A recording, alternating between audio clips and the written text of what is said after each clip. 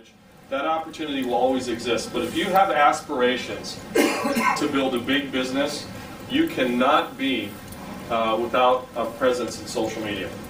It's just not going to happen.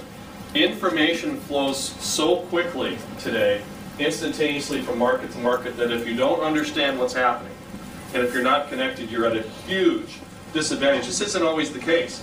I mean, there's a few people that have been in here for many years. Art remembers the days when we used to send out VHS tapes by overnight express and cassette tapes and that sort of thing, and you could wait 3 days until you followed up with somebody.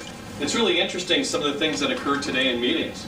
I know that when we do opportunity or business presentations, and we have especially someone that's under age 30, you know, it used to be the case where we would present information with a PowerPoint, we'd stand up here and all this information would flow out in the audience, and you could, for the most part, take some time and talk to the prospect, and you can maybe follow up with them in a couple days. But we find today that the younger generation has already Googled everything that they need to know. So that's the very first thing today that we do, is that you have to be connected on Facebook, and you want to go to and create a Facebook profile. Today, we're not going to talk about some of the other networks that are out there, the Twitter or the LinkedIn. LinkedIn is a professionals network, social network.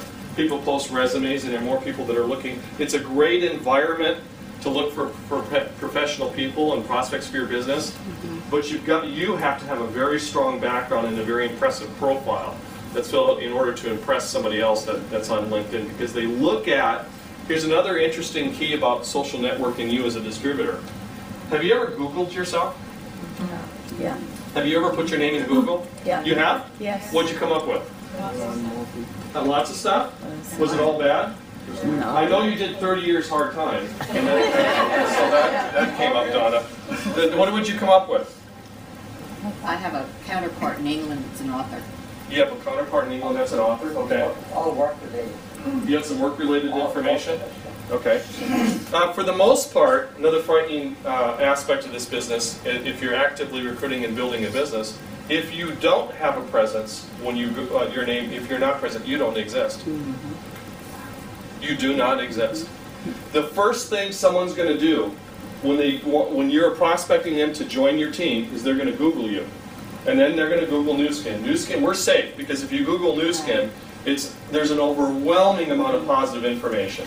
There's great YouTube videos, there's media information, there's news broadcasts, there's blog posts. It's 95, 98% positive. It's really, as we said yesterday, in the last 3 or 4 or 5 years, there's been more positive press, especially about the Galvanic Spa, than I've seen in the last 10 to 15 years. So we're on safe ground there. But for you, when people join your team, the first thing they're going to do is they're going to make a decision about you. And they do that by not asking you questions. They do that by pulling out their phone and going onto Facebook and reading your profile. So